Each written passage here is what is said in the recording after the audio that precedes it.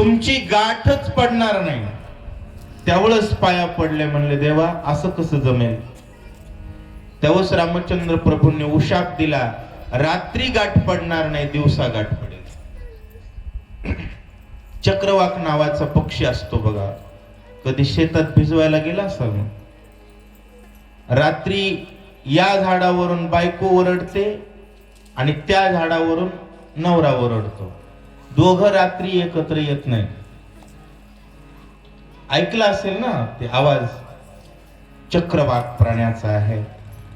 त्यानंतर तिथं हळूहळू हळू प्रभू लीला पूर्ण करतात. एवढ्यामध्ये आता हे सगळं बघितल्यानंतर पार्वती म्हणते, महादेवा एक विचारू का. पार्वती आई साहेब म्हणतात, महादेवा एक विचारू का. म्हणले हो विचार. तुम्ही सारखं राम राम राम राम म्हणतात, तो राम कोणता आहे. महादेव म्हणले हे काय खाली सीते सीते सीते म्हणायला. मग म्हणले हे देव आहे. म्हणले हो हे देव आहे. काय म्हणले भक्त, काय देव होय. काय जोड लागली. भक्त कपडे घालीत नाही आणि देव बायको बायको म्हणत फिरते. होय, महादेव कधी कपडे घालत, अंगाला पावडर नाही, चांगला वेश नाही. काय तुमचा देव, हे देव आहे. महादेव म्हटले हेच देव आहे. आणि म्हणले फसवल्यास पार्वती नादी लागू नको लागू. अजिबात नादी लागायचं नाही. राम देव आहे का तपासायच्या भानगडीत पडायचं. आपला धंदा भजन करणे नाही. म्हणले आता फसवते, कारण ते दिसूच लागला मला. दगडाला म्हणायचं सीता, दोंड्याला म्हणायचं पाखरायला शाप देणं काय, रडणं काय, लक्ष्मणाच्या अंगावर जाणं काय. पार्वतीनं सीतेचं रूप घेतलं. आली महाराज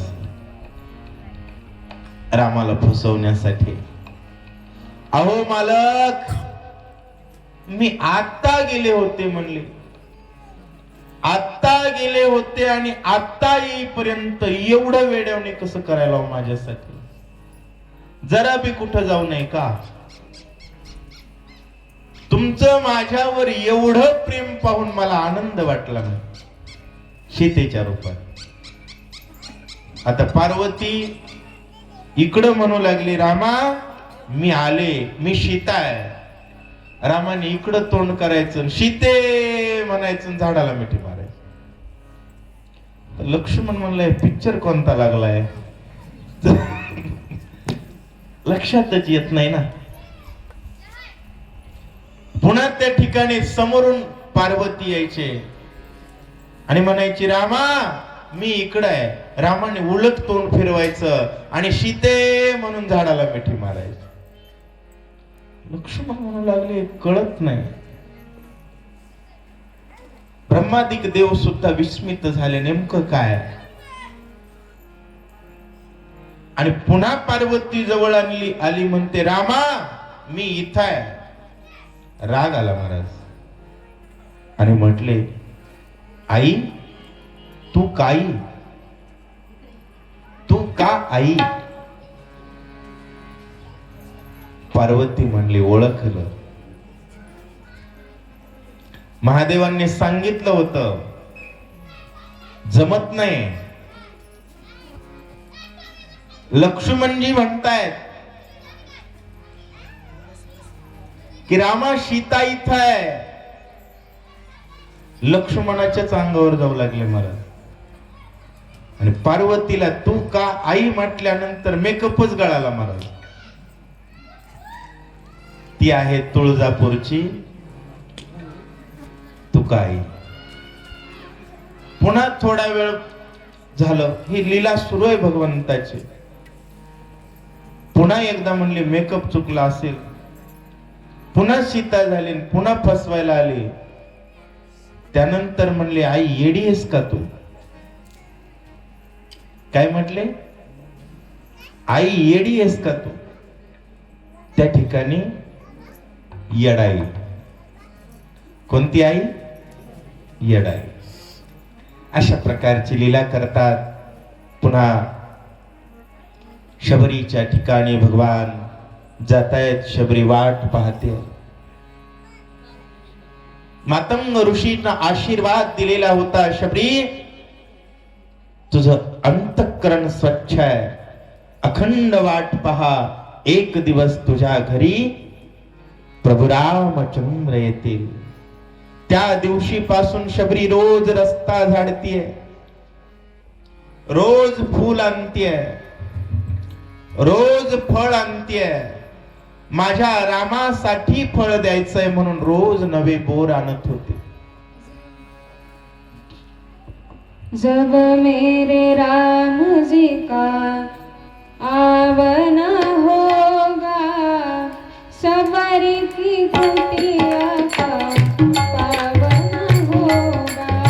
जब मेरे राम जी का आवन होगा, शबरी की कुटिया का पावन होगा। जब मेरे राम जी का आवन होगा, शबरी की कुटिया पावन होगा। जब मेरे राम जी का आवन होगा, शबरी की कुटिया पावन होगा। जब मेरे राम जी का आवन होगा, शबरी की कुटिया पावन होगा। जब मेरे राम जी का आवन होगा, शबरी की कुटिया पावन होगा। जब आएंगे मेरे रघुराई, तब आसन पर बिठाऊंगी, मीठे मीठे बेर अपने हाथों से खिलाऊंगी।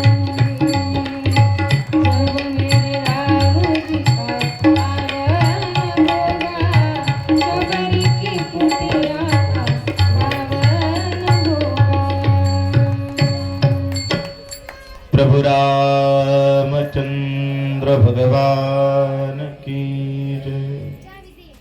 शबरी एका तेजस्वी साधकाचं उदाहरण आहे. गुरुच्या शब्दावर किती विश्वास असावा. शबरी ज्या दिवशी वाट पाहायला सुरुवात झाली तेव्हा तरुण होती. रोज तिला वाटत होतं माझ्या घरी राम येणार आहे. आणि रोज रस्ता झाडायची कोणासाठी? राम येतील यासाठी. आपण सुद्धा सकाळी सकाळी घर आपण कोणत्या प्रहरात झाडतो? राम प्रहर. सडा आपण कोणत्या प्रहरात टाकतो? राम प्रहरात. कोण यावा वाटलं पाहिजे? राम यावा वाटलं पाहिजे. पण आता काय झालंय, आपण उठायलो 8:30 वाजता, आंघोळ 12:30 वाजता, नाश्ता 2:30 वाजता, जेवण संध्याकाळी 6 वाजता सकाळचं आहे बरं का. काही ठिकाणी विनोद म्हणत नाही मी, माणसं झोपतातच रात्री 2:30-3 ला. मायबाप रोज विचार केला पाहिजे, वाट बघितली पाहिजे, एक तरी दिवस माझ्या घरी प्रभू राम येतील. विचार करा ना तुम्ही. आपल्याला मारुतराव महाराजांनी सांगितलंय की नाही घरी राम येतील म्हणून. ठाईच बैसोनी करा एक चित्त, आवडी अनंत. कारण अनंत आवडीनच आळतो. त्याला आळवलं पाहिजे, बोलवलं पाहिजे. शबरी रोज वाट पाहते, निश्चित माझ्या घरी राम येणार. जावई येणार म्हटल्यानंतर सासूबाई कोणाची गाडी वाजव आले काही की आले वाटत. कुठवर आले, यायले कुठवर आले. दिवसभर वाट बघते, संध्याकाळी 5 वाजता फोन येतो, नाही उद्या येणार आहे. उद्या सकाळी सुरू, किती वाजता निघणार आहेत. असंच पाहिजे देवाबाबतीत. रोज वाटलं पाहिजे माझ्या घरी राम येणार. अशी वाट पाहिली ना, तो निराश करत नाही. तुम्ही 5 लाखाची फीस भरून जरी महाराजांना तुम्ही एखाद्या बोलवलात, महाराज येतील की नाही सांगता येत नाही. 10 लाख वाला भेटलेस, परंतु भगवंताची वाट पहा, निश्चित येते. कारण त्याला तारीख मागितल्यानंतर त्याच्याकडे तारीख प्रत्येकासाठी आहे. पण माणसं देवाची तारीख मागत नाही. माणसाच्या डोक्यात यमाची तारीख. कोणाची? तुम्ही यमाची तारीख फोन लावून घेतलात तरी मिळते, नाही घेतलात तरी. जन्मला त्या दिवशी यमानं तारीख घेतलेली आहे, आपल्याला माहिती नाही. बरोबर आहे. उपजल्या पिंडा मरण सांगाते. आज पोलीस पाटील दिसणार. हा, पंढरपूरला गेले. जातीवंत वारकरी दशमीला जातात म्हणजे जातात महाराज. असो, आम्हाला त्यांची आठवण झाली आज. कारण कथेवर असं चातकासारखं लक्ष असत. लक्ष पाहिजे बर माणसाचं. असो, प्रभू रामचंद्राची वाट पाहते. वाट पाहणाऱ्या भगवंताची, भक्ताची भगवंताला भूक आहे. लक्ष्मणा, थोर महात्मा संत राहतात, शबरी तिच्या घरी जाऊ. प्रभू आले. प्रभू आले बघितल्यानंतर स्वागताचं कळलंच नाही महाराज. एखाद्या गोष्टीची जीवनभर वाट बघितली ना, ती गोष्ट बघितल्यानंतर काय करावं माणसाला कळत नाही. राम बघितल्यानंतर शबरीला काहीच समजलं नाही. डोळ्यातून अश्रू येत आहेत. देवा, योगियाची मानसे मुरडोनी जाय. देव किती मोठा आहे हो. तुम्ही वैकुंठी नसे, एक वेळ भानो बिंबिही न दिसे. योगियाची मानसे मुरडोनी जाय. परंतु तो परमात्मा जी शाळेतच गेली नाही, त्या शबरीच्या घरी येतोय. जिला वेळेवर स्नान करावं कळत नाही, त्या शबरीच्या घरी येतो. नाही तर महाराज, या देवाची भक्त पहाटे 3ला उठतात. काही जण 5 वाजेपर्यंत काकडा होतो, सगळं होतं महाराज. अशी मोठमोठी साधक शबरीनं माग टाकली आणि आज शबरीच्या घरी देव आलाय. तिच्या भाग्यावर विश्वासच बसत नाही, देव आलाय. भाव विभोर झाले, डोळ्यात पाणी येऊ लागलं. एवढा कृपाळू देव माझ्या घरी आलाय. भगवंताच्या पायावर डोकं ठेवलं आणि पायाचा अभिषेक डोळ्यातील पाण्यानं केला. मायबा, शबरीकडे दुसरं काही नव्हतं, भाव होता. आणि देवाला फक्त भाव लागतो. शबरीनं डोळ्यानं भगवंताचा अभिषेक केला.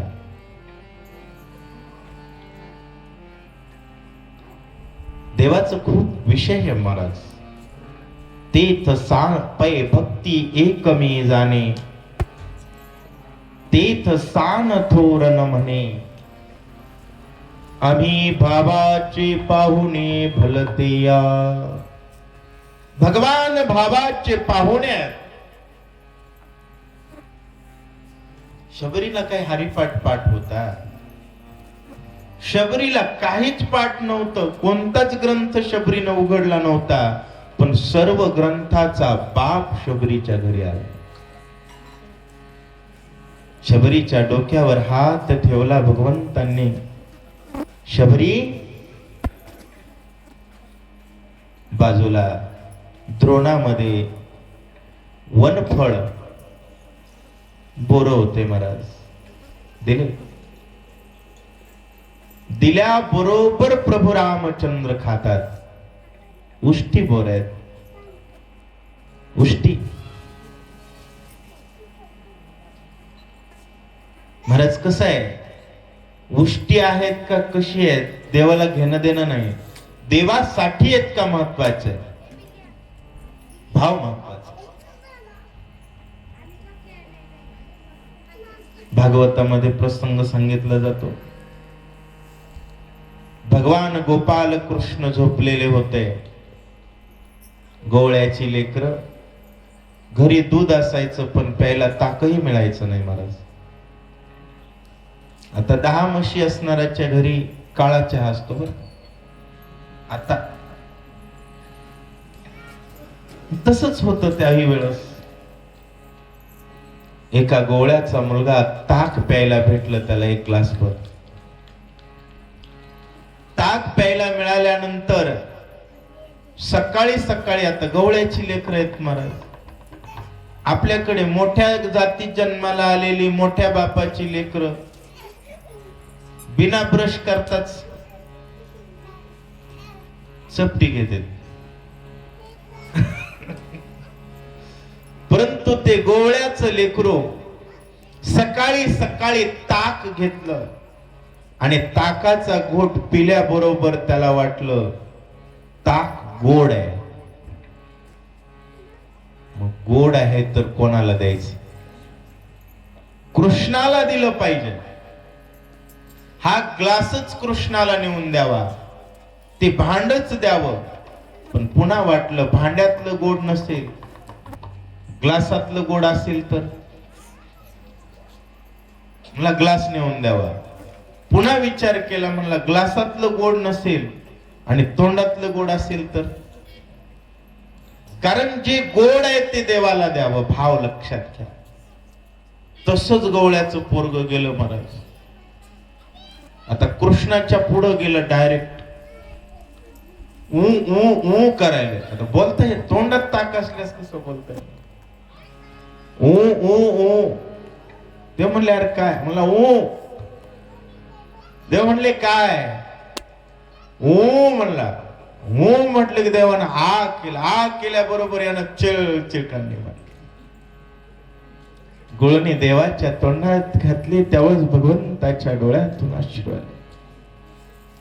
काय प्रेम आहे. एकही गोड घास माझ्याशिवाय खाऊ नये, ही भावना ज्या गोळ्यांची आहे त्यांच्या सोबत राहतो. त्याच भावनेनं बोर शबरीनं दिले होते, भगवंतानं खाले. शबरीला ब्रह्मज्ञानाचा उपदेश केला. शबरी तुला तरुण बनवो. नाही देवा, आता जीवनाचं सार्थक झालं. शबरीचा उद्धार केला. प्रभू पुढे निघाले.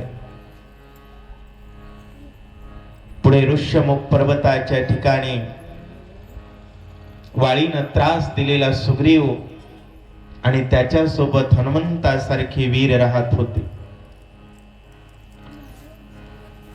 बिनधास्त राम आणि लक्ष्मण हातात धनुष्य घेऊन चालत असलेले बघितले आणि सुग्रीव पळाला. सुग्रीवाला वाटलं वाळीनं सुपारी देऊन माणसं पाठवलीत मला मारायला,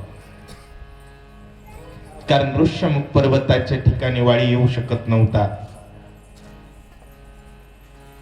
त्याला मातंग ऋषीचा शाप होता.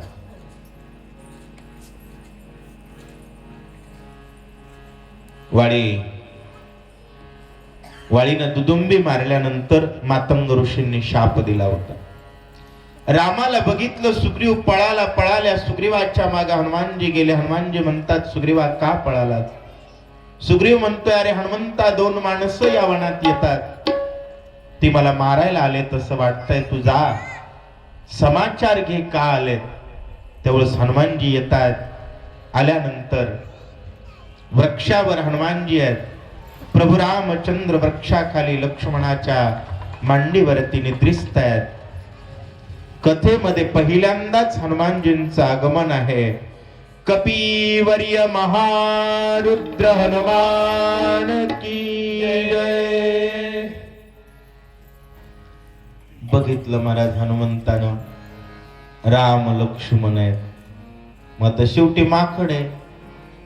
शांत बसल्यास त्याला माकड कोण म्हणेल? माकड शांत बसत? झाडाची पानं टाकू लागले. कोणाच्या अंगावर? रामाच्या. लक्ष्मण बघू लागले. राम पाहतात. रामचंद्र प्रभू म्हटले, लक्ष्मणा, हे वानर सामान्य नाही आहे. लक्ष्मण म्हणले, सामान्य नाही? नाही म्हणले, जन्मताच चडीवर जन्मले. जन्मताच लंगोटीवर जन्मलेला आहे. ब्रह्म कासोटी आलाय. हनुमंतानं विचार केला. म्हटले, आपल्याला आपल्या आईनं सांगितलेलं आहे, तू उपजता ब्रह्म कासोटी सह जन्मलास, हे ज्याला कळेल त्याला गुरु मानायचं. म्हणले, मी जन्मता संन्यासी आणि हे बायको बायको म्हणत फिरायले. म्हणलं, याला महाराज गुरु कसं म्हणू? माणसानं गुरु तपासून केला पाहिजे. बरेच लोकांना वाटतं संन्यासी म्हणजे लय भारी. तसं काही नसतं. तुम्ही संन्यासी राहिलात हा तुमचा वैयक्तिक विषय. आणि संन्याशांना कधी कधी वाटतं आम्ही संसारिकांपेक्षा भारी आहे. अजिबात नाही. संसारिक होणं आणि संन्यासी होणं हा वैयक्तिक विषय. त्याचा परमार्थाशी काडी मात्र संबंध नाही. काय होतं, महाराज संन्यासी आहे म्हटलं की लोक इथून त्या मंदिरापर्यंत बारी लावतात. लग्न झालेल्या महाराजाकडे बघत बी नाहीत. विनोदाचा विषय नाही. संन्यासी राहा किंवा लग्न करा हा वैयक्तिक विषय. त्याचा परमार्थाशी काडी मात्र संबंध. तुम्ही भजन किती करतायत हे महत्वाचं. आता काही संन्यासी आहेत महाराज, सकाळी 12 वाजेपर्यंत डाळ मागत आहेत. टीका करू नये, काही गोष्टी बघितलेल्या असतात. 1 वाजता ती डाळ विकते, 2 वाजता गांजा आणला की 6 वाजेपर्यंत वडीत बसते. रात्र नशेत जाते, पुन्हा सकाळी सुरू. त्यापेक्षा दिवसभर संसारात राहून 4 माणसाईली जरी राम राम केलं तर बरं आहे. आलं का लक्षात? सांगण्याचा विषय, हनुमानजी विचार करतात, मी ब्रह्मचारी आहे आणि हे बायको बायको म्हणत फिरायला. म्हणले, याला गुरु कसं मानू? मग मोठमोठी पर्वत आणली महाराज. हे रामाच्या अंगावर दनादन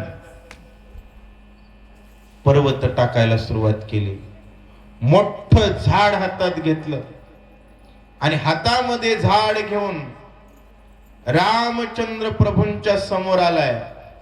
आणि कोण आहेत, कुठले आहेत, का आलात, परिचय दिलात तर ठीक आहे, म्हणला नाही तर एकाच ठेक्यात जीव मार.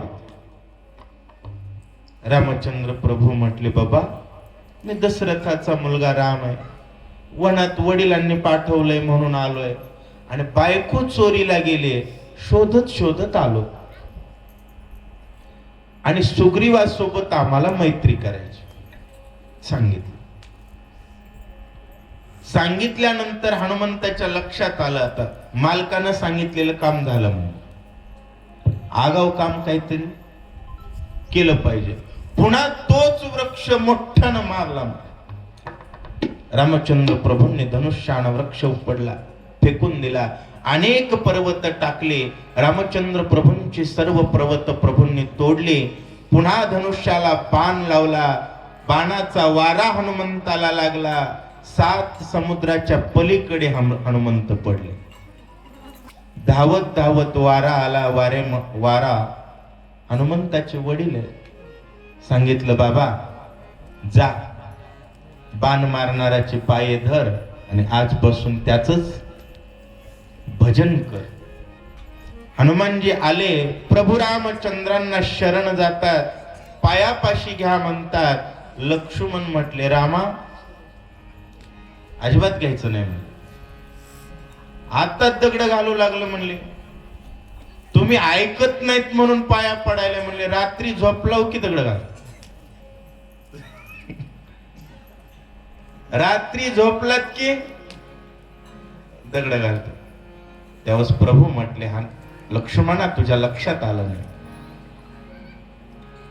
तुला माहिती आहे का, ज्यावेळेस आपला जन्म झाला तो पिंड प्राशनापासून झाला आणि जो घारीनं पिंड नेला होता का म्हणले, त्याच्यापासून हा बुवा झालाय. त्यामुळे इतका बलवान आहे. आपला भाऊ आहे. त्यावेळेस स्वीकार केला. आणि आता आपण 5 भाऊ आहेत सांगितलं. राम, लक्ष्मण, भरत, शत्रुघ्न आणि तुम मम प्रिय भरतहि सम. आणि पुन्हा सुग्रीवासोबत मैत्री झाली. सुग्रीवानं सांगितलं, रामा अहो रामा, खूप त्रास दिलाय वाळीनं मला. माझी पत्नी चोरली आहे, माझं राज्य घेतलंय आणि मला वनवन त्याच्यामुळं भटकावं लागतं. रामा मी तुम्हाला शरण आलो, मला वाचवा. रामचंद्र प्रभू म्हटले, दोघांमध्ये वैर का निर्माण झालं त्याचं कारण सांगितलं. आता अति खोलात जाता येणार नाही आपल्याला. भावार्थ रामायण आहे. रोज 3-3 तास वर्षभर सांगितलं तरी पुरत नाही बरं. रामायण भावार्थ रामायण. त्यावेळेस रामचंद्र प्रभू सांगतात, आजपासून तू माझा भक्त आहेस. मी तुला अभय देतो. वाळीपासून भयमुक्त करतो. बोलव त्या वाळीला युद्धाला. एका बाणात वाळीला मारतो. सुग्रीवानं मोठ्यानं हाक दिले, जय श्रीराम. वाळी तणानला. वाळी घाबरला. कोण आलाय? हातामध्ये त्या ठिकाणी शस्त्र घेऊन वाळी निघतोय. एवढ्यामध्ये तारेनं हात धरला, मालक एकदा जर तुम्ही मारलात तर सुग्रीव 6 महिने पुन्हा नादाला लागत नाही. आणि आता एवढ्या लवकर युद्धाला हाक मारतोय, याचा अर्थ त्याच्या कोणीतरी मदतीला आलाय. कोणी जरी आलं तर मी माग सरकत नाही म्हणून वाळी युद्धाला आला. घनघोर युद्ध झालं. एकमेकांना धडक मारतायत. छातीवर छाती आपटतायत. हातानं हात मारतायत. तळव्यानं तळवा मारतायत. डोक्याला धडक देतायत. क्षणात आकाशामध्ये, क्षणात जमिनीवरती भयंकर अशा प्रकारचं युद्ध सुरू आहे. प्रभू रामचंद्रांनी हातात धनुष्य घेतलेला आहे. झाडाच्या माग लपलेलं आहे. बाण सोडावा असं वाटतंय, परंतु वाळी आणि सुग्रीव दोघं सारखेच दिसतात. बाण कोणाला मारावा लक्षात येत नाही. प्रभू बाण तसाच ठेवतात.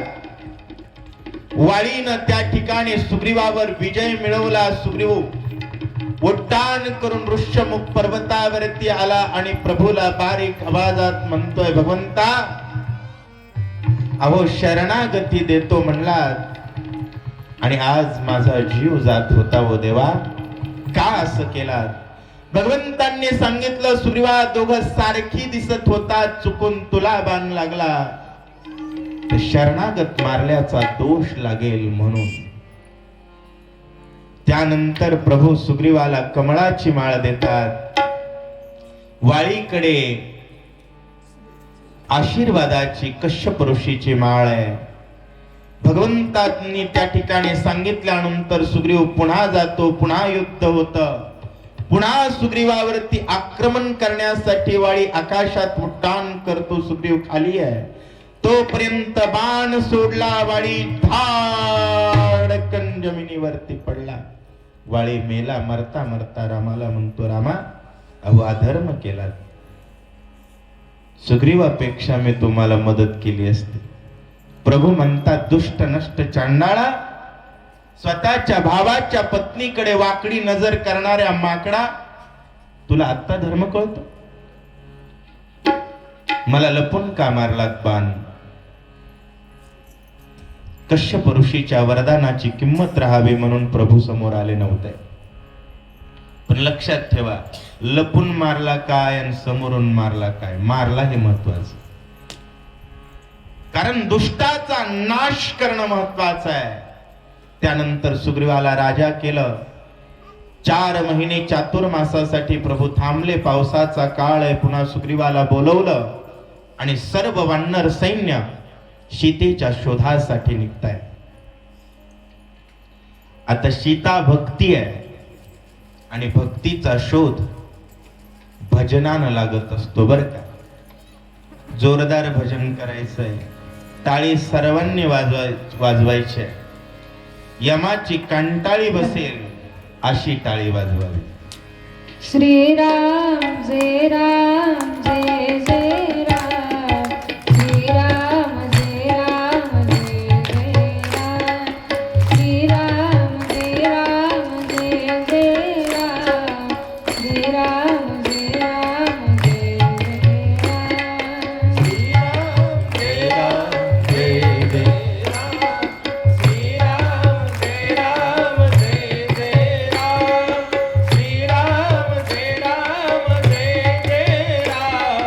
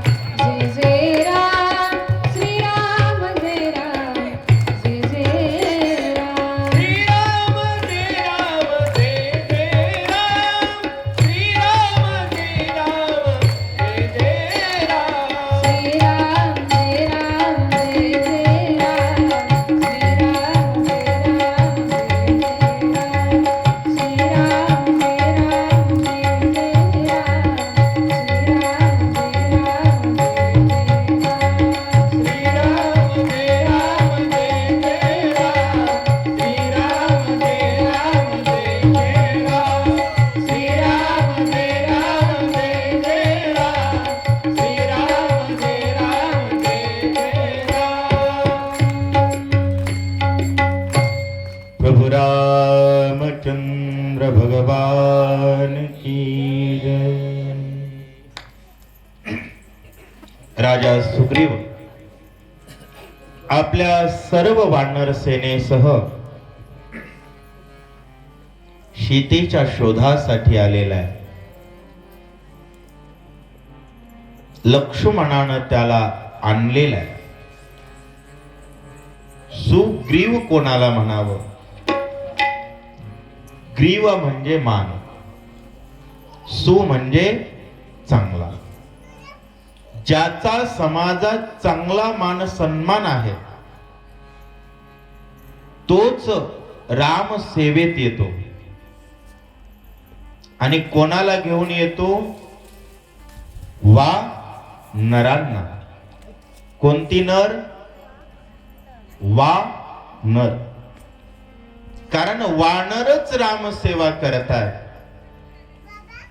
नर राम राम म्हणतात, दलिंदर विरोध करतात. 3 प्रकार सांगितले ना मी त्या दिवशी. तुका म्हणे जनन केले प्रकाराचे 3. असो, अफाट सैन्य समुदाव घेऊन त्या ठिकाणी सुग्रीव आलेला. कोण्या वानराकडे कोटी, कोणत्याकडे 100 कोटी, कोणाकडे 50 कोटी वानर आहेत. आणि सगळी भक्ती माता सीतेचा शोध घेत आहे. कारण सीता कोणी चोरलेली आहे? अहंकार रूपी रावणा. आजही कलियुगात भक्ती कोणी चोरली आहे? अहंकारानं. कोण चोरले? अहंकारी व्यक्तीकडे रोज 20 लाख रुपये जरी कमाई असेल तरी 21 रुपये पट्टी देतो का तो? म्हणजे त्यानं जी लक्ष्मी बांधून ठेवली आहे. रामाची पत्नी कोण आहे? लक्ष्मी. म्हणजेच अहंकारी रावणानं कोण बंदिस्त ठेवले? सीता. आणि त्याचा शोध घेण्यासाठी कोण लागतात? वा नर. अफाट वानर समुदाय आलेला आहे. रामचंद्र प्रभू सुषेणाला कोट्यावधी सैन्य देऊन पश्चिम दिशेला सीता शोधायला पाठवतात. कोणत्या वानराला आकाश दिशेला पाठवलं, कोण्या वानराला दक्षिण, माफ करा, पूर्वेला, कोणत्या वानरांना उत्तरेला पाठवलं. सर्व वानरांना पाठवत असताना सांगितलं 1 महिन्यात सीतेचा शोध आणायचा. 1 महिन्यात सीता सापडली तर ठीक, नाही सापडली तरी महिन्यात परत यायचं. जो कोणी 1 महिन्याच्या वर तिकडच राहील त्याचं नाक कापलं जाईल, तोंडाला काळं लावलं जाईल, गाढवावरून वरात काढली जाईल. आणि सीतेचा शोध होईपर्यंत घरी जायचं नाव जरी काढलं तर त्याला उलट टांगलं जाईल. कठोर कठोर शिक्षा सांगितल्या. कारण कसं आहे, शेवटी समाज राजदंडाला घाबरत असतो. म्हणून कायद्यात कठोर तरतुदी पाहिजे. लोक नीट राहतात. तर काल परवा आपल्या राज्य सरकारनं धर्म परिवर्तनाचा कायदा काढलेला आहे. धर्म परिवर्तन केल्यानंतर मोठी शिक्षेची तरतूद केलेली आहे. नाहीतर कोणी येऊ लागलं आपल्या वाडीवर, खेड्यावर. आता तांड्यावर आपला लमाणी समाज राहतो, पाड्यावर आपले आदिवासी लोक राहतात. त्यांना काहीतरी 2 रुपये देतो म्हणायचं, देवच बदलून टाकायचं, त्याचं धर्म परिवर्तन करायचं. त्यामुळं महाराष्ट्र सरकारचं खरोखर अभिनंदन करावं. जी कामं वारकऱ्यांनी करायला पाहिजेत ती त्यांनी केली. कायद्याचा राजदंड लावला आणि नको त्या पद्धतीत जर धर्म परिवर्तन केलं तर मोठी शिक्षेची तरतूद केलेली आहे. मला सांगायचं हे की शिक्षेला समाज घाबरत असतो. नीट राहा. वानरांना शिक्षा सांगितली, 1 महिन्यापेक्षा जास्त दिवस राहाल तर कठोर शासन आहे. दक्षिण दिशेला अंगदाच्या नेतृत्वाखाली नळ नीळ जांबवंत सगळीच पाठवली महाराज. हनुमानजी बारीक तोंड करून बसलेत. हनुमंताची नेमणूकच नाही आहे. कारण कसं आहे महाराज, नेमणूक झाल्याशिवाय, संधी मिळाल्याशिवाय सेवा करता येते का?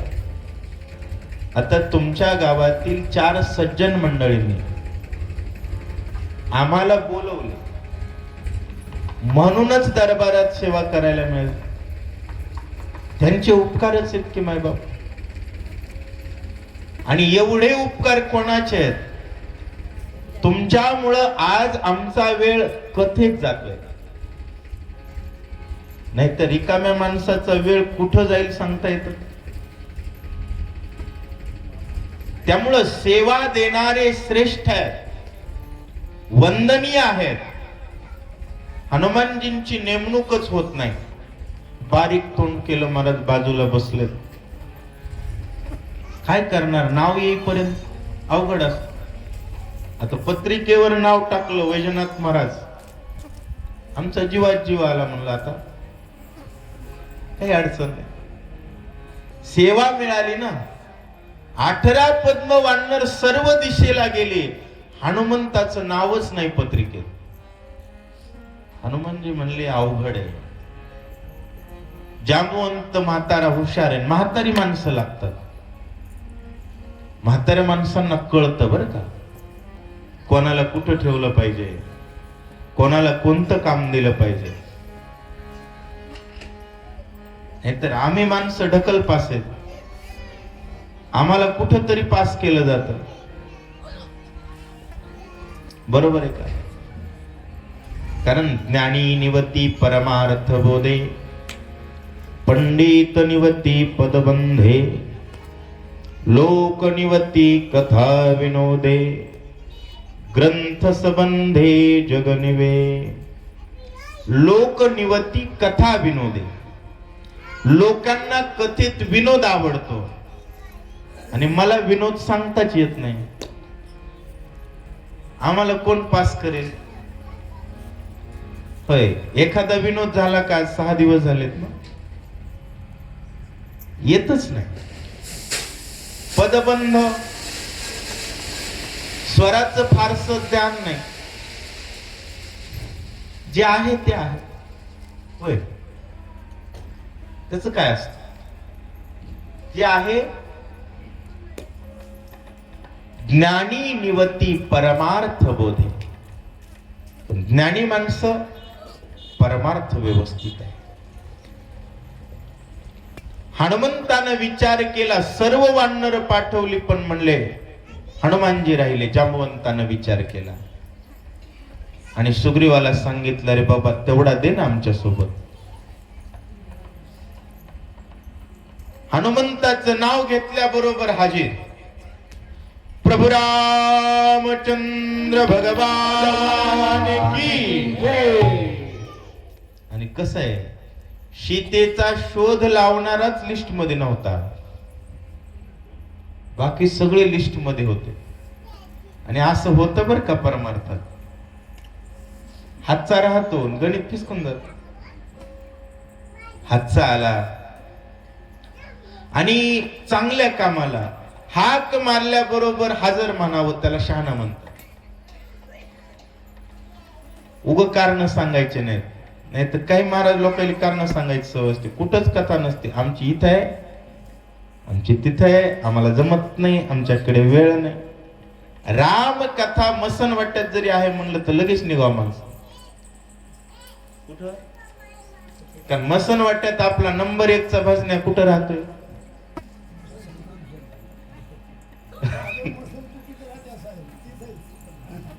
नाही नाही, खरं बोलणारा, खरं बोलतोय ना. नंबर 1 चा भजन्या कोण आहे? पहाट येणारा. त्रिशूळ डमरू घेऊन आला गिरिजेचा कांत. त्यामुळे सांगण्याचा विषय कुठंही जावं, कथा असेल तर रामसेवा म्हटलं की हनुमानजी हजर झाले. दक्षिण दिशेला अंगदाला पाठवतात आणि हनुमानजी म्हटले, अंगदा तुम्ही चला, मी आलो. हनुमानजी गेले, प्रभू रामचंद्रांना हात जोडतात, म्हणले बसा. या.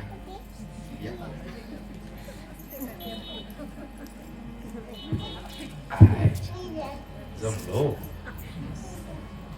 त्या ठिकाणी हनुमानजी म्हणले, रामा अहो सीतेची स्थिती सांगा. सीता दिसली तर ओळखायची कशी? ओळखायची कशी सीता? जय श्रीराम म्हणा, मग सोडतो. म्हणा एकदा स्पीकर मध्ये जय श्रीराम मोठ्यानं म्हणा. जय श्रीराम म्हण. जमलं. हनुमानजी म्हटले, सीता सापडली तर ओळखायची कशी? लक्षात घ्या, सगळी वानर सीता शोधायला निघाली, कोणालाच सीता माहिती नाही. कशी दिसते कोणालाच माहिती नाही, पण कुठं निघाले? तसं पंढरपूरचा रस्ता माहिती जरी नसेल तर कुठं निघावं? रस्ता माहिती असो अथवा, पण निघावं कुठं? पंढरपूरला निघाला की त्याला वारकरी म्हणतात. तसं आहे महाराज, राम कार्य कोणालाच कळत नाही, पण सर्वांनी राम कार्यात असावं. हनुमानजी प्रश्न विचारल्यानंतर प्रभूंना आनंद झाला, कारण काम करणारा प्रश्न विचारतो. त्याला कामच करायचं नाही, ते उगं फिरून येते आणि म्हणते नाही सापडलं बुवा. बरोबर आहे की? रामचंद्र प्रभूंनी हनुमंताला सीतेच्या स्वरूपाची स्थिती सांगितले. जेथ घडेल सीतेची वस्ती, तेथ पाषाण खडे राम स्मृती. दगडातून सुद्धा राम नाम आवाज येत असेल तर त्याला सीता म्हणावं. हनुमंताला सांगितलं. पूर्ण सीतेच्या स्वरूपाचं वर्णन नाथ महाराजांनी जवळपास पूर्ण एक अध्याय गेलेला आहे. सीता कशाला म्हणावं, सीता कोण आहे, सीतेच्या इंद्रियाची स्थिती काय, सीतेचं नाक काय, कान काय, डोळा काय, पाय काय, सीतेच्या पायाची गती कशी आहे, सीतेचं पाहणं कसं आहे, बोलणं कसं आहे, राहणं कसं आहे, बसणं कसं आहे, सर्व गोष्टी सांगितल्या हनुमंताला. आणि हनुमानजी प्रभूला वंदन करून निघाले. दक्षिण दिशेला जातात. गेल्याबरोबर घोर अशा प्रकारचं अरण्य लागलं. दंडकारण्यामध्ये दंडकाचा सूत असणारा एक ब्रह्मराक्षस होता. त्यानं वानरांना भेडवण्याचा प्रयत्न केला. अंगदानं चापट मारली, त्याचा वध केला. पुन्हा बाहेर निघाले. महिनाभर पाणी नाही, फळ नाही, आहार नाही. वानर एक एक एक एक मूर्छित पडत होत. मूर्छित पडलेलं वानर हनुमंतानं उचलायचं, शेपटात बांधायचं. जय श्रीराम. कसं आहे, वारी दिंडी काढणं सोपं आहे. दिंडीत पंक्ती जर नाही झाल्या, वारकरी दिंडी मालकाचं अवघड करतात. बरोबर आहे. बजरंग बली दिंडी मालक आहेत, आणि मालक खमके असला वारकऱ्याला कुठेही पंगत असत. आणि पंक्ती बघूनच अर्धी जण निघते. आपण दिंडी ठरविताना आधी काय बघतो? खरं बोलायला, हनुमानजी दिंडीचे मालक आहेत. महिनाभर काही खायलाच भेटलं नाही. एका ठिकाणी भुयारामधून चोचीत मासे घेऊन पाखरं निघत होते. बीळ बघितलं. हनुमानजी त्या बिळात घुसले. सर्व वानर मूर्छित पडलेले होते. स्वयंप्रभा नावाची स्त्री त्या ठिकाणी तपश्चर्या करत होती. तिनं डोळे उघडले. बघितलं, तुम्ही कोण आहात? राम भक्ताशिवाय या आश्रमाच्या ठिकाणी कोणीच येऊ शकत नाही. तिनं हनुमंताला वंदन केलं. हनुमानजींनी सांगितलं, आम्ही रामभक्त आहोत, सीतेच्या शोधाला निघालो. अगोदर वानरांना जीव घाल म्हटले. कारण कसं आहे, दिंडी कोणाच्याही तिथं थांबू, 15 मिनिटाच्या आत तयारी कशाची असते? पंक्तीची. हो, बरोबर आहे की? हनुमंताने सांगितलं आमच्या वानरांना खायला पाहिजे. तिनं सांगितलं झाडाची फळं सगळी घ्या हातानं खा. हनुमानजी म्हणले मूर्छित पडलेत म्हणून वाडा म्हणायलो, नाही तर त्यांनी विचारलं असतं का फळं खाऊ का? एवढा वेळ झाडं मोडून फळं खाऊन जिकडं तिकडं झाले असते. आणि दिंडीत सुद्धा वारकरी विचित्र असतात महाराज. एका दिंडीमध्ये ते डाळिंबाचे खोके घेऊनच एक माणूस आला. दिंडीला बॉक्स, दिंडीला बॉक्स. दोन दिंडी, एका दिंडीला 2 दिले आणि एका दिंडीला 1 दिला. तर बारकी दिंडी बघून त्यांनी 1 बॉक्स दिला. विनेवाल्याचे भांडणं, एकूण एकाच्या डोसक्यात विना घालायची तयारी. अशी वाढणारं विचित्र असतात. हे बघा, विनोदाचा विषय काय? भगवंतावर श्रद्धा असणं महत्वाचं आहे. सगळा विचित्रपणा माफ होतो. श्रद्धा नसल्याचा चांगुलपणा काही जाळायचा आहे का? बरोबर आहे. वानरांना जाग्यावर जे पाहिजे ते, जो जे वांछील. वानरांनी डोळे उघडले, पोटभर खाल्लं, जोरात गर्जना करू लागले महाराज. प्रभू रामचंद्र भगवान की जय. श्रीराम जय श्रीराम जय जय श्रीराम श्रीराम. कुठेही जाऊ महाराज, जेवण झालं, ढेरीवरून हात फिरवला, धोत्राच्या गाठी ढिल्या केल्या, पताका वर केली, पुंडली. वारकऱ्याचा धंदा आहे. पुंडली कबरदारी विठ्ठल तुकाराम प्रभु रामचंद्र भगवान की जय. वानर म्हटले, हनुमंता हे बरं, कुठेही गेलं की पोटभर जेवायला म्हणजे असल्या बिळात सोयरे मिळतील वाटलं नव्हतं. आणि कसं आहे, विठ्ठल रुखमाई तुम्ही अखंड अनाधानी, मग सुखा काय उणे, झाली सोयरी त्रिभुवनी. आम्हाला जय श्रीराम म्हणलं की कुठेही जेवायला. आणि होय, ज्याच्या कपाळाला बुक्का नाही, गळ्यात माळ नाही, सासरवाडीत जरी गेला, सासऱ्याचं घर जर बंद असेल तर उपाशीच वागायला परत यावं लागतं. आणि त्यातले त्यात बायको सोबत भांडण झालं असेल तर सासू सुद्धा त्याला पाणी देते. काय म्हणतात? पण एकदा का कपाळाला बुक्का लावला आणि जय श्रीराम म्हटलं, कोण्याही घरी जाओ. मी मुखेड तालुक्यात मी फिरायचो, गावोगाव रामायणच नव्हते. ते धडकनाळ, हाळणी, नागराळ, हातराळ, बावलगाव वगैरे कर्नाटक बाउंड्री मध्ये फिरायचो. सकाळी 10-5 गावात फिरायचो, संध्याकाळी 5-6 गावात फिरायचो. आणि जेवणाची सोय कोणालाच सांगायचं नाही आमचं जेवण बनवा म्हणून, पण चर्चा असते. कोणीतरी महाराज फिरायला लागलेत, रामायण लावा, रामायण लावा. ऐकायचे पण बर का, तिकडं चांगला समाज आहे.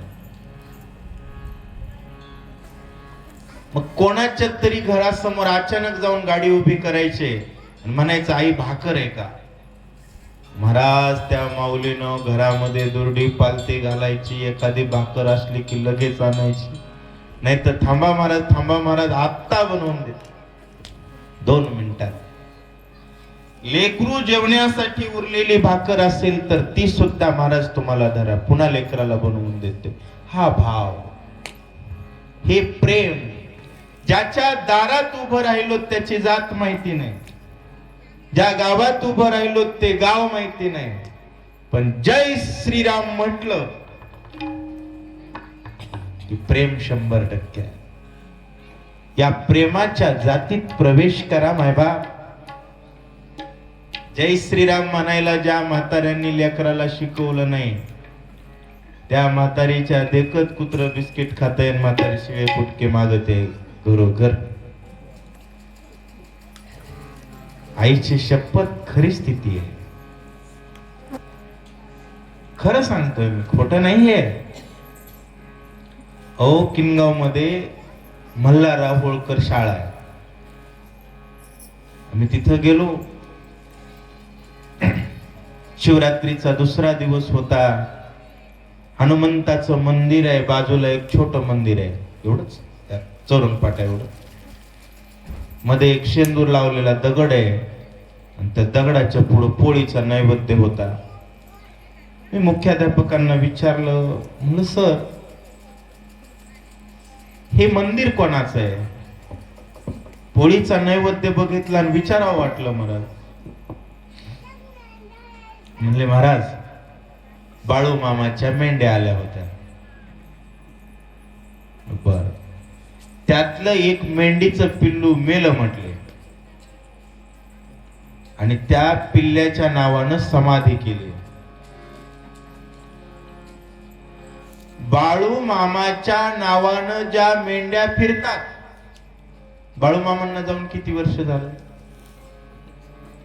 अनेक वर्ष झालं ना.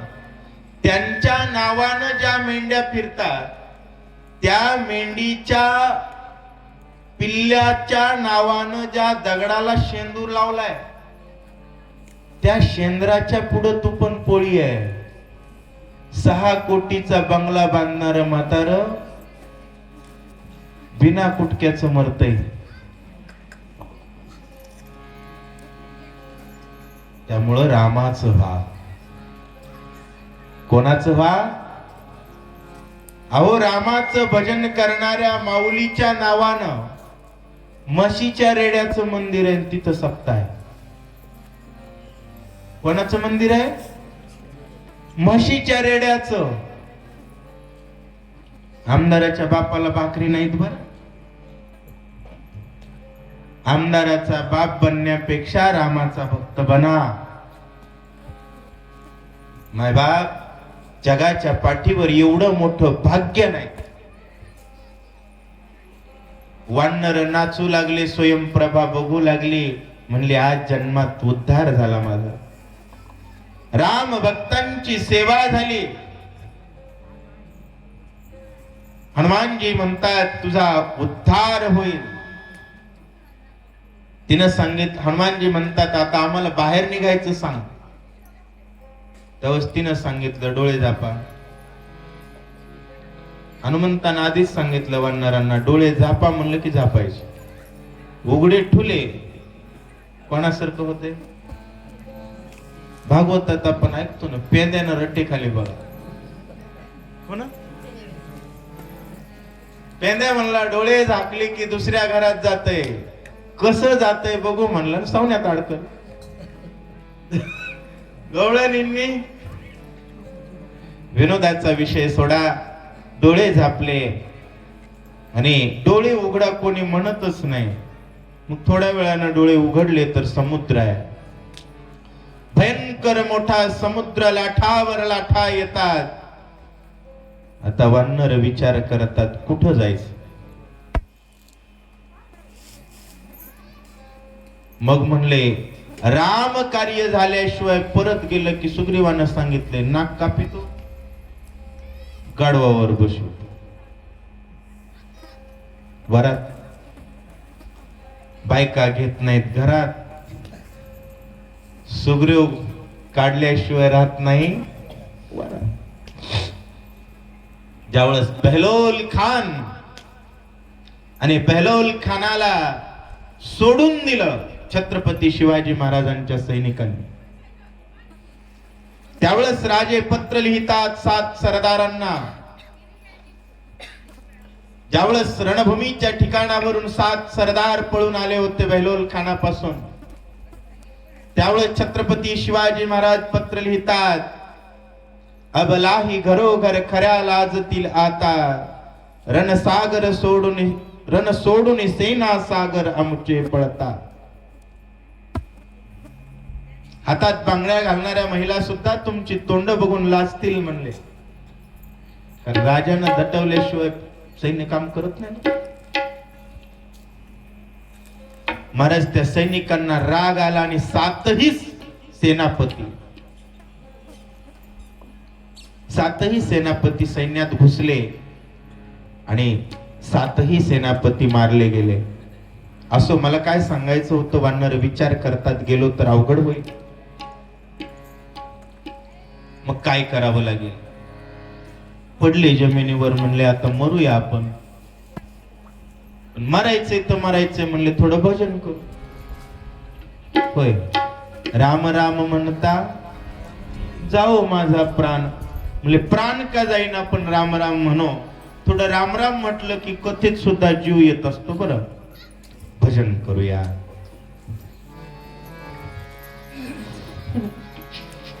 रामा रघुनंदना, रामा रघुनंदना, रामा रघुनंदना.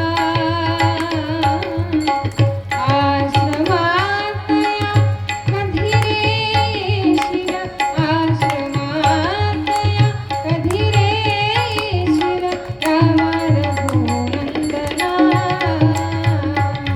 रामा रघुनंदना.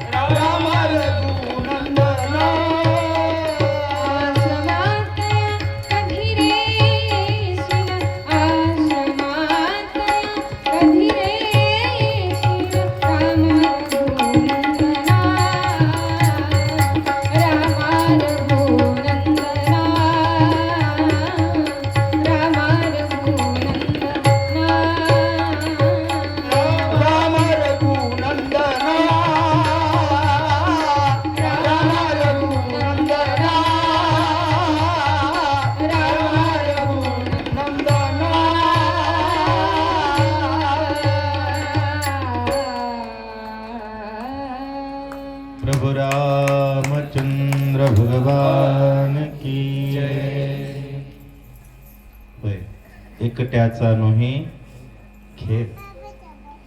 परमार्थामध्ये कथेमध्ये रंगदेवता असणं, संगीताची साथ असणं, श्रोत्यांची उपस्थिती असणं आणि श्रोत्यांनी दाद देणंही महत्वाचं असतं. बरं, सगळ्याच गोष्टी महत्वाच्या आहेत. सुंदर संच मिळालेला आहे. ते काय आमच्या ओघात आम्हाला ऋण व्यक्त करायचं किंवा लक्षातच राहत नाही, परंतु प्रत्येकाचं योगदान आहे. आणि लक्षात घ्या, महाराज विसरले तर काही फरक पडत नाही, राम विसरतच नाही. जेवढी व्यक्ती ज्यानं ज्यानं जी जी सेवा केली ती ती प्रभूच्या लक्षात राहते. एकदा गायक पती पत्नींसाठी टाळी वाजवा. छोटा भाऊ आहे त्यांच्यासाठी एकदा टाळी वाजवू. आणि तुम्ही एवढा वेळ झालं स्थिर ऐकतायत, आणखी चातकासारखे लक्ष देत आहात, कारण लक्षात घ्या, राजहंस त्याला म्हटलं जातं जे राम नामाचे मोती टिपण्यासाठी टपलेले आहेत. कोणते मोती? राम नामाचे, राम कथेची शब्द श्रवणासाठी चातकासारखे ज्यांची कान असुसलेले आहेत त्या श्रोत्यांसाठी जोरदार टाळ. वानर वाट पाहतात कसं जाता येईल आपल्याला पलीकडे, त्यापेक्षा मेलेलं बरं. एवढ्यामध्ये संपाती नावाचा एक पक्षी होता, गिधाड पक्षी. तिथं आलेल्या प्रत्येकाला त्यानं खायचं. पंख जळाले होते, पडल्या पडल्या जे सापडल ते खायचं. वानरांना खाण्यासाठी आला आणि वानरांना म्हणतो, इथं आलेला प्रत्येक जण माझा चारा आहे, मी तुम्हाला खातो. वानर म्हणले, बरं झालं भाऊ, मरण्यापेक्षा कोणाच्या तरी पोटात गेलेलं देह सार्थक आहे. जटायू राम सेवेत मेला, आपणही मरू. जटायूचं नाव ऐकल्या बरोबर संपाती म्हणला, जटायू मेला? ते म्हणले, हो. राम सेवेत मेला. संपाती म्हणला, जटायू राम सेवेत मेला? तुम्ही राम भक्त आहात का? वानर म्हटले, हो. हा म्हणला, आता मी तुम्हाला खात, कारण राम भक्तांना खाऊ नये, राम भक्तांना खाऊ घालावं. बरोबर आहे. संपाती म्हणतोय, मी तुम्हाला खात नाही. वानर म्हटले, जगून आमचा फायदा नाही, आम्हाला सीता सापडत नाही.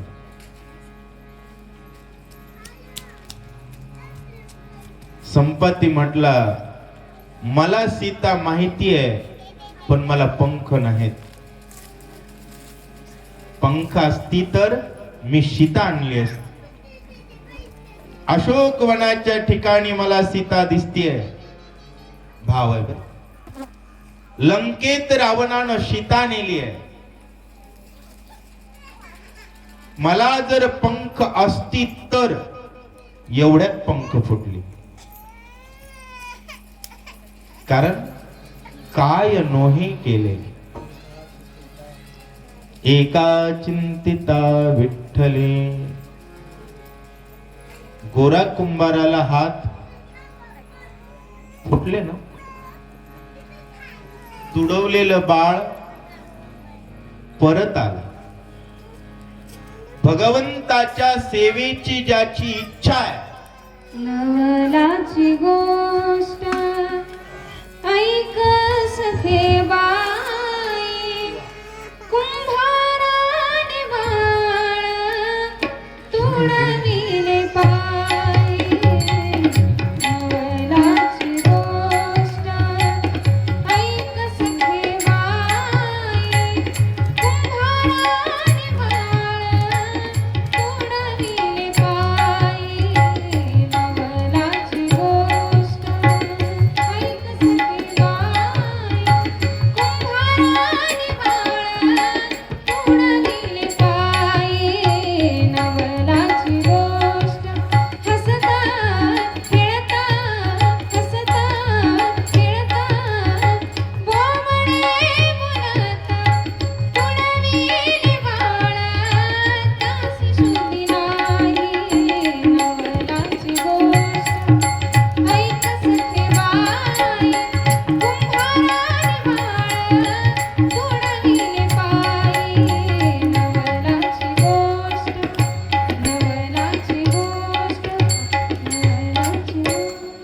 प्रभु रामचंद्र भगवान की जय. महाराज, संतांच्या तुलनेत कधीतरी माणसानं आपल्याला पाहावं. बायकोला मारायला काठी घेतली आणि बायको म्हणली अंगाला हात लावला तर विठ्ठलाची शपथ. पुन्हा बायकोला हातच नाही लावला.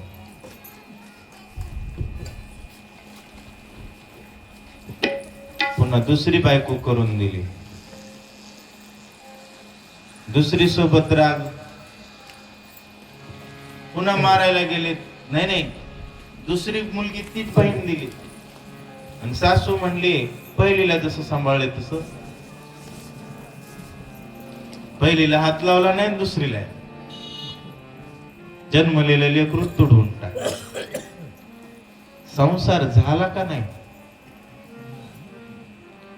संसार झाला का राहिला? सांगा ना. दोन्ही बायांनी ठरवलं की विठ्ठलाची शपथ म्हणून नवरा हात लावत नाही. महाराज, रात्री झोपल्यानंतर दोघींनी सुद्धा एकीनं एक हात शरीरावर घेतला आणि दुसरीनं दुसरं. माझ्या भगवंताची शपथ आज या हातांनी तोडली आहे. हात तोडल्याशिवाय राहणार नाही. खांबाला विळा बांधला आणि दोन्ही हात कापून टाकले. काय श्रद्धा आहे. नामदेवाच्या कीर्तनात भजन रंगलं महाराज. कारण शेवटी नामदेव येतो. नामात ताकद देव नाचवण्याची आहे. देव नाचू लागला त्यावेळेस कुंभाराला हात टाळी वाजवावी वाटली. तेवढ्यात हात फुटले. लेकरू रांगत आलं. पांडुरंगानं सांगितलं आजपासून शपथ बाळगायची. दोन्ही पत्नीसह लेकरासह हातासह संसार झाला. आणि संसाराची चिंता करणारे धसकट याचीतच मेले. विनोदाचा विषय नाही. त्यानं संसार करावा होत असतो. आपण संसार करायला गेलं तर आपण फक्त मरत असतो. संसार होत वाहू हा संसार देवा. वानरांना सांगत सांगत संपातीला पंख फुटले. स्वैर पण किती मिनिटात जुळलं. वानरांचं स्वैर पण संपाती सोबत जुळलं ना. कारण ते माझे सोयरे. पाहुणपणाची व्याख्या कोणती आहे? बरीच माणसं म्हणतात त्या गावात आमचे सोयरे, त्या गावात आमचे सोयरे. अरे ज्या गावात टाळ वाजतो ते प्रत्येक गाव आपलं सोयर आहे. बरोबर आहे ना. आता शिवणखेड मध्ये तुम्ही आमचं त्या दिवशी माप घेतलं शर्ट. एक तरी घर वंजाऱ्याचं आहे का? उग एक तरी बियाला. हे खरं पाहुणपण आहे. बाकी पाहुणपणात दम नाही हो. बाकी पाहुणपणात तुम्हाला वाटतं आमचे पाहुणे त्या घरात आहेत, पण तुमच्याकडे पैसे नसू द्या, पाहुणा लोकायला सांगते हो काय आमचं येड फिरायला. सासरा म्हणते आमचा जावई येडा झालाय म्हणून. खरंय. आणि वानराचं आणि संपातीचं सूत जुळलं. संपातीनं सांगितलं सीता लंकेत आहे. आता कळली पण जायचं कोण. प्रत्येक वानर म्हणू लागला मी 10 योजन जातो, 20 योजन जातो, पण समुद्र आहे 100 योजन, 400 कोसाचा समुद्र आहे.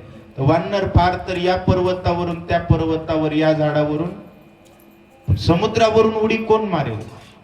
अंगदानं सांगितलं मी जातो पण परत यायची खात्री.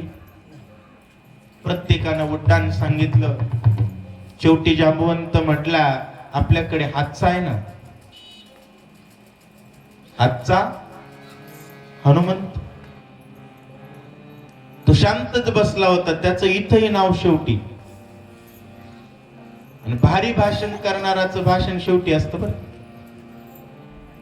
मोदी साहेब लातूरला येणार आहेत. मोदी साहेबांचं जर भाषण पहिल्यांदा झालं, पब्लिक बुई पुन्हा कोणाचंच ऐकत नाही. त्यामुळं सभेचं नियोजन करणारा हुशार असतो. शेवटी भाषण कोणाचं असतं. आधीचे बाकीचे लोक बोर होते पण ऐकावं लागतं, कारण त्यांना आवड असते शेवटच्या भाषणाची. तसं प्रत्येक, मी काय सांगतोय, प्रत्येक गोष्टीचा हातचा शेवटी राखला जातो. हनुमंताला जांबवंतानं सांगितलं, हनुमंता अरे तू का शांत आहेस? समुद्र उल्लंघन राम कार्यासाठी करायचं आहे. हनुमानजी म्हटलंय जय श्रीराम, जय श्रीराम, जय श्रीराम. जय श्रीराम. या नामाच्या ताकदीवर समुद्र गाईचा खूर चिखलात पडावा आणि त्या खुराच्या साच्यात पाणी साचावं. ते जसं माणूस ओलांडून जात तसा समुद्र उल्लंघन करेल. आता जर उडी मारली ना तर लंकेच्या पलीकडे जाईल. कशासाठी? राम कार्यासाठी. हा आवेश असला पाहिजे मला. झोपच नसली पाहिजे सप्त्यामध्ये. प्रत्येकाला वाटलं पाहिजे मी काय सेवा करू. कारण सेवा कोणाची आहे? रामाची. पण माणसं काय म्हणतात माहितीये का? बघतो मी माझ्याशिवाय कसं होतंय. तू जन्मण्याच्या आधी सुरू होत, तू मेल्यास सुरू राहणार आहे. तू काय अडवणे करायला? बरोबर आहे. आपुली आपण. होय, हनुमानजी गेले नसते तरी सीता सापडली असती की नाही रामाला. पण हनुमानजी उडी मारण्यासाठी तयार झाले म्हणून गावोगाव मंदिर आहे. तसं रोज रामायणाला मी येईल असं म्हणलं पाहिजे. शिवणखेडात मी जिवंत आहे तोपर्यंत टाळ वाजणार म्हणजे सकाळचा कोणी काकड्याची जबाबदारी घ्यावी, कोणी दुपारतीची जबाबदारी घ्यावी, कोणी भावार्थ रामायणाची जबाबदारी घ्यावी. आणि मोतीराम महाराज, मारुतराव महाराजांचं गाव आहे हे परिसराला कळावं. गाव कोणाचं? मोतीराम महाराजांचं, मारुतराव महाराजांचं. असो, हनुमानजी आवेशामध्ये निघतायत.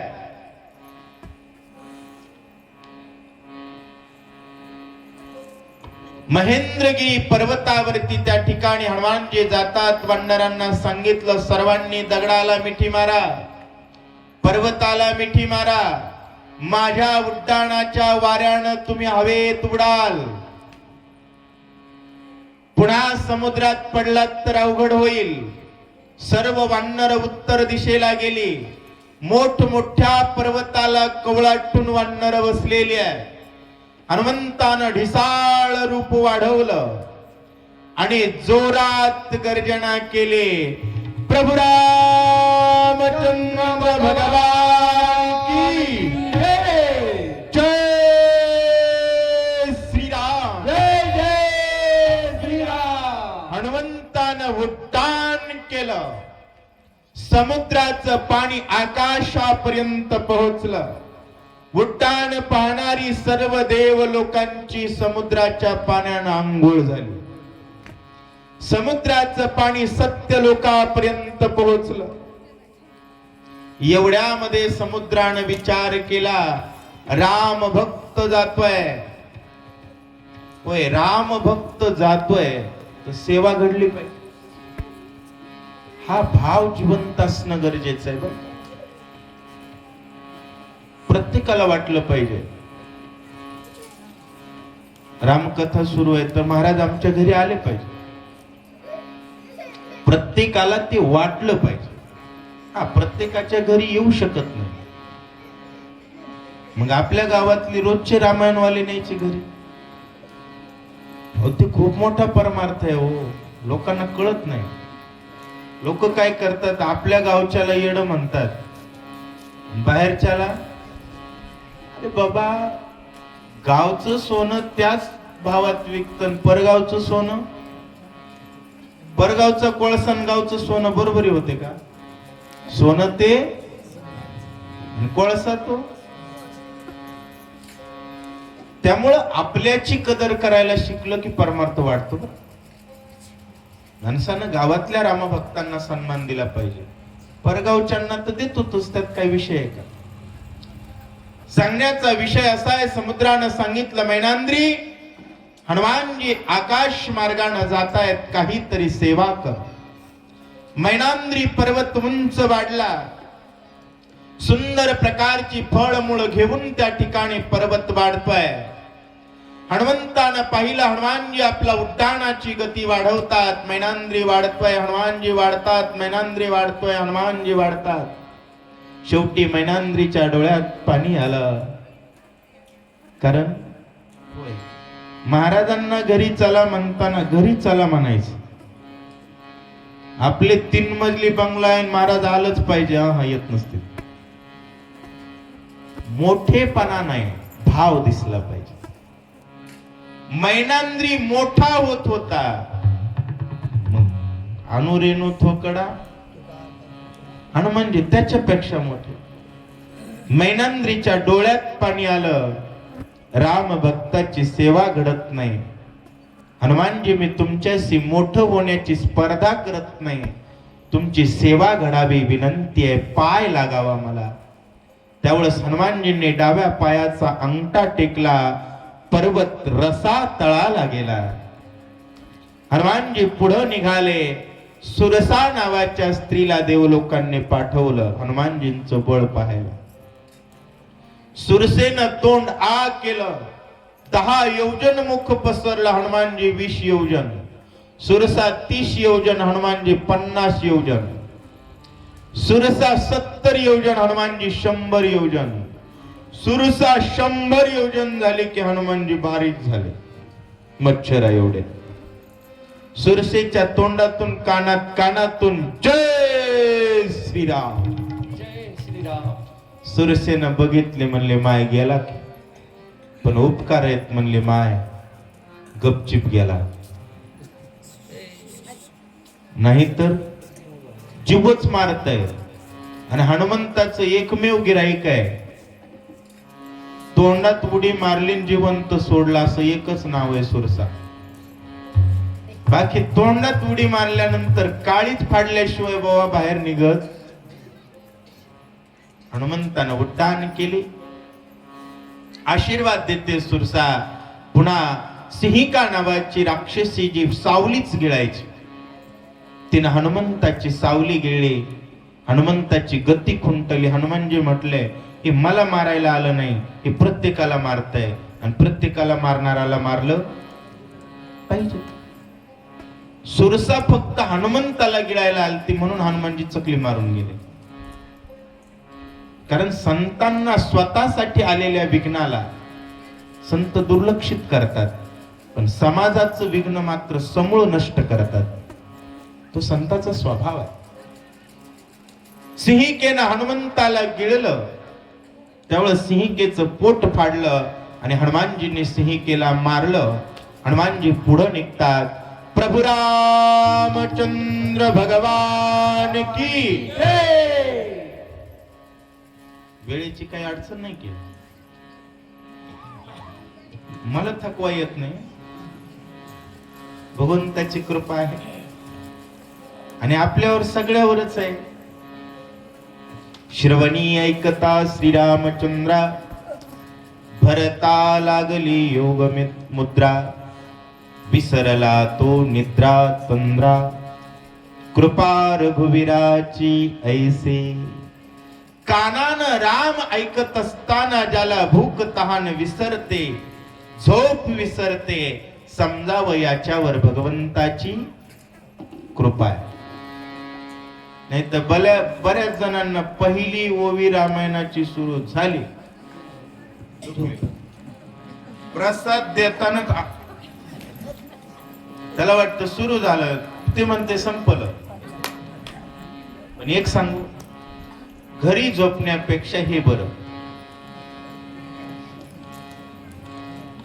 घरी झोपण्यापेक्षा मंदिरावर येऊन झोपलेलं प्रसाद तरी मिळतो ना.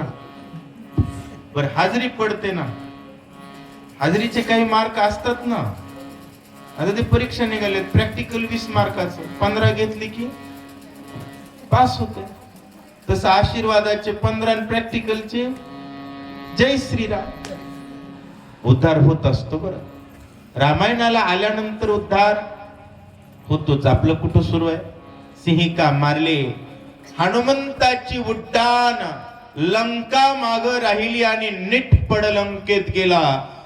तन आवाज झाला, सगळीकडे भूकंप आहे. प्रत्येक जण थर करतोय, काय झालं लक्षात येत नाही. त्या ठिकाणी क्रोंचा नावाची राक्षसी राज्य करत होती. 14,000 महिला त्या ठिकाणी जमा झाल्या. बघितलं तर वानराचं पिलू एवढंच. आता ते उड्डाण करताना मोठं होतं, उड्डाण पडल्यावर बारीक झालं. राक्षसिनीने बघितल्या बरोबर गळ्याला दोरी बांधली. महाराज वडीत आणलं क्रोंचे पाशी. क्रोंचा म्हणली, माय सकाळी सकाळी वानर सापडलं. हो म्हणले, मालकीन तुम्हाला नाश्त्यासाठी आणले म्हणले. आता काय राक्षसाच्या घरी पोहे खात नाहीत महाराज. ते काय खाणार? कोणतं तरी जनावरच. आहार चांगला असला पाहिजे माणसाचा. साधू संतांनी आपल्याला आहार शिकवला. सप्त्यातली कोणतीही पंगत असो, एक पदार्थ गोड असतो ना. कारण गोड खावं, गोड राहावं, गोड ल्यावं आणि गोड गोड देवाचं नाव घ्यावं. आणि एवढं सगळं गोड केलं की गोड होत. आणि जेवढे जेवढे गोड होण्याच्या संप्रदायात आहेत, त्या सगळ्यांचं 13व्या दिवशी गोड जेवण असतं. आपण सगळे गोड संप्रदायात आहेत. आपल्याकडे कसं आहे महाराज, लेकरू जन्मलं तर पेढा, मुलगी झाली तर जिलेबी, मुलगा पास झाला तर पेढा, लग्न जमलं तर साखर पुडा, पुडा पेढा आणि येडा. आपल्याकडे सगळं गोड आहे महाराज. म्हणून तर म्हणतात, धन्यामी जन्मालो दास विठोबाचे झालो. मेलं तरी जेवण कोणतं आहे आपलं? गोड जेवण आहे. त्यामुळं गोड राहावं महाराज. पण ती जातीनं राक्षसीन होती आणि तिला म्हणले, मालकीन तुमच्या नाश्त्यासाठी आणलंय. तिनं तलवार काढली महाराज. हनुमंताला मारणार तोपर्यंत हनुमानजी हसले. याला कुठं काय करायचं कळत. ती म्हणली, मी तुला तलवार मारते आणि तू हसला. म्हणला, तुला काय कळतच नाही. ती म्हणली, काय? म्हणला, या शरीरात सगळं रगतच आहे. म्हणला, काय म्हटलं? सगळं रक्तच आहे. म्हणली, मग तू तलवार मारलीस की बोळ पडतंय. म्हणलं, सगळं वाहून जाते, मग काय माती खाणार आहेस? ती म्हणली, माय खरंय की. म्हणले, मग काय करू? म्हणला, सोपी युक्ती सांगतो. ती म्हणली, काय? म्हणलं, कसं आहे, आम्ही राम भक्त आहोत. म्हणला, जगाच्या कल्याण. तिला खरं वाटलं ना महाराज. तिने आ केलं की यानं जय श्रीराम, जय श्रीराम. तिच्या मुखात उडी मारली. आता ती जीभ चाटू लागली महाराज. जीभ फिरवायली, दातात बी सापडना, जीबीत बी सापड. आता ही सुपर एक्सप्रेस गाडी नीट काळजापाशी गेला. हनुमानजी काळजावर उभं राहायला बघू लागला महाराज. भलं मोठं इंजन होतं ते शरीर, राक्षसाची शरीर. 15 दिवस आंघोळ्या करीत नाहीत, 6 महिने आंघोळ्या करीत नाहीत, 4 वर्ष तोंड धुत नाहीत. आणि म्हणजे म्हणले इथे जास्त राहण्यात काही मजा नाही. ती त्या ठिकाणी विचार करतीये, क्रोधचा चव लागली नाही, काय करू. तेवढ्यात हनुमंतानं तिचं काळीज धरलं, जो बाळा झुरे जो. उड्या मारायला सुरुवात केल्या, दन दन दना दन. आता मधी वाढणार उड्या मारू लागल्यानंतर हिचं बाहेर काय होत असेल. पाय आपटू आपटू, छाती बडू बडू, मोठमोठ्यानं रडू लागली, वाचवा वाचवा वाचवा. राक्षसीने म्हणल्या, माय वानर बारक होत, पित्तात जाऊन फुगलं काय की. कसंय, डाळ खाल्ल्यानंतर पुरण खाल्ल्यास माणसाला जरा पोट ठीक होत, कारण ते मध्ये जाऊन फुगत असत. तसं म्हणल्या, वानर फुगलं काय की. आईजी जरा बोट घाली माय म्हणल्या, बोट पडत लिंबाच्या काड्या आणाव्यात. मोठमोठे लिंबाचे झाड आणले, तिने हॅक हॅक हॅक करायला. एवढी आईजी मारली, आईजी मारू हॅक हॅक करायला लागली. महाराज हे दुर्गंधी सुटली, सगळीकडे वास. बोट घालू लागली सारख.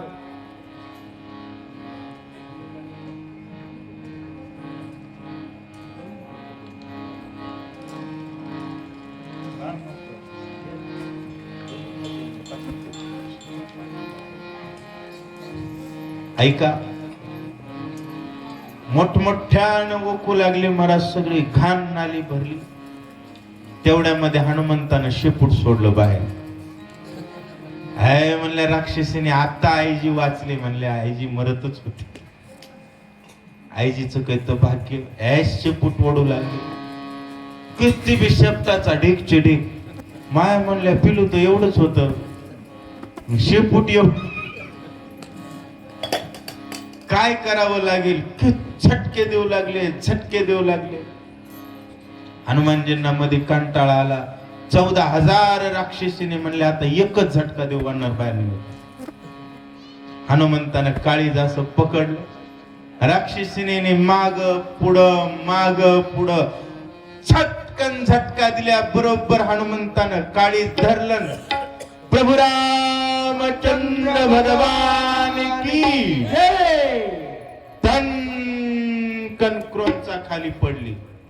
खाली पडल्याबरोबर शेपूट वाढलेलं होतं महाराज. 14,000 राक्षसीने आयत्या गोळा झालेल्या होत्या. गरगर गरगर गर शेपटात गुंडाळण.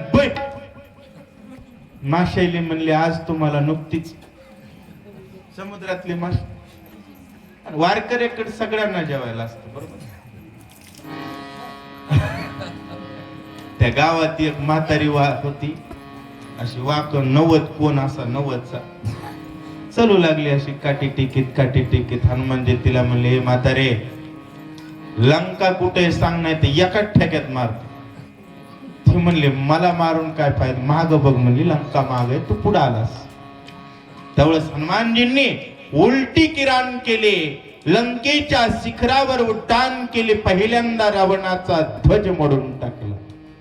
प्रभू रामचंद्र भगवान की रावणाचा झेंडा मोडला. उद्या रावण मातीत घालू, उद्या रावणाची लंका जाळू.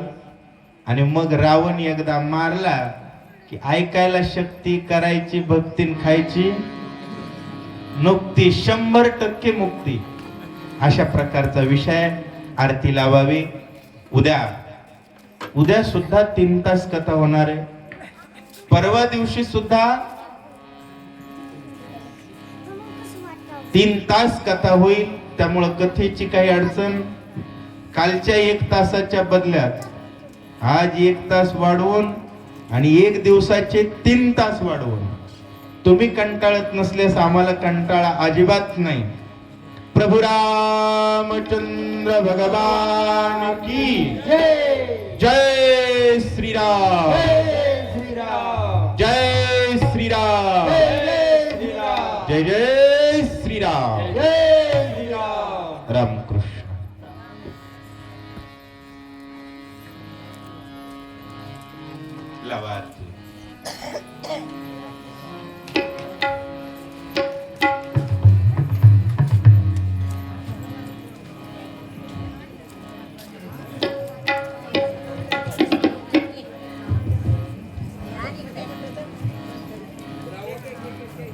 श्रावणी